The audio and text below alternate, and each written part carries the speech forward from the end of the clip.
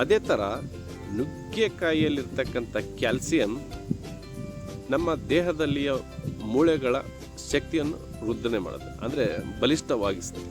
ಕೆಲವೊಬ್ಬರಿಗೆ ನೋಡಿ ಈ ಮೂಳೆಗಳು ಭಾಳ ವೀಕ್ ಇರುತ್ತೆ, ಅಂಥವ್ರು ಕೂಡ ಈ ನುಗ್ಗೆಕಾಯಿಯನ್ನು, ನುಗ್ಗೆ ಸೊಪ್ಪನ್ನು ಮತ್ತು ನುಗ್ಗೆ ಹೂಗಳನ್ನು ಮತ್ತು ಈ ನುಗ್ಗೆ ತೊಗಟೆಗಳನ್ನು ಸೇವನೆ ಮಾಡ್ಬೋದು.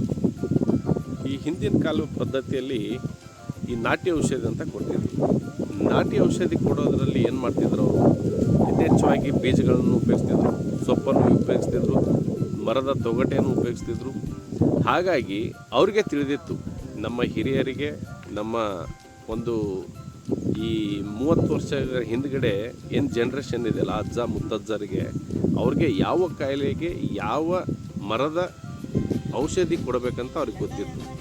ಹಾಗಾಗಿ ಈ ಪದ್ಧತಿಯನ್ನು ನಾವು ಈ ನುಗ್ಗೆ ಬೀಜದಿಂದ ಉಪಯೋಗಿಸ್ತೀವಿ. ಈ ಮತ್ತು ನುಗ್ಗೆಕಾಯಿಯ ಮತ್ತೊಂದು ಗುಣ ಏನಂದರೆ, ದೇಹದಲ್ಲಿರ್ತಕ್ಕಂಥ ಶುಗರ್ ಲೆವೆಲನ್ನು ಕೂಡ ಇದು ಕಡಿಮೆ ಮಾಡುತ್ತೆ. ಈ ಡ್ರಮ್ಸ್ಟಿಕ್ ಅಂತ ಒಂದು ಡ್ರಮ್ಸ್ಟಿಕ್, ಇದು ರಕ್ತದಲ್ಲಿರುವಂಥ ಶುಗರ್ ಲೆವೆಲನ್ನು ಕಡಿಮೆ ಮಾಡುತ್ತದೆ. ಈ ಶುಗರ್ ಪೇಷಂಟ್ ಕೂಡ ಇದನ್ನು ಬಿಸಿ ನೀರಿನಲ್ಲಿ ಸ್ವಲ್ಪ ಉಪ್ಪು ಹಾಕಿ ಅದನ್ನು ಚೆನ್ನಾಗಿ ಬೇಯಿಸಿ ತಿನ್ಬೋದು. ಅದರದ ಕಷಾಯ ಥರ ಅದನ್ನು ಕುಡಿದಾಗ, ಅದರ ಜ್ಯೂಸ್ ಥರ ಕುಡಿದಾಗ ಒಳ್ಳೆಯ ಲಾಭವನ್ನು ಕೂಡ ನೀವು ನೋಡ್ಬೋದು.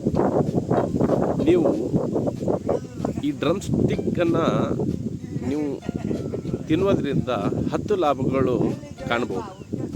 ಒಂದು ಇಮ್ಯುನಿಟಿ ಪವರನ್ನು ಜಾಸ್ತಿ ಮಾಡ್ಬೋದು, ಒಂದು ಚರ್ಮಕ್ಕೆ ಮತ್ತು ಕೂದಲನ್ನು ಬೆಳೆಯೋದಕ್ಕೆ ಆಹಾರವಾಗ್ತದೆ, ಮತ್ತು ರೆಗ್ಯುಲೇಟೆಡ್ ರಕ್ತದ ಶುಗರನ್ನು ನಾವು ಕಂಟ್ರೋಲಾಗಿ ಇಡ್ಬೋದು.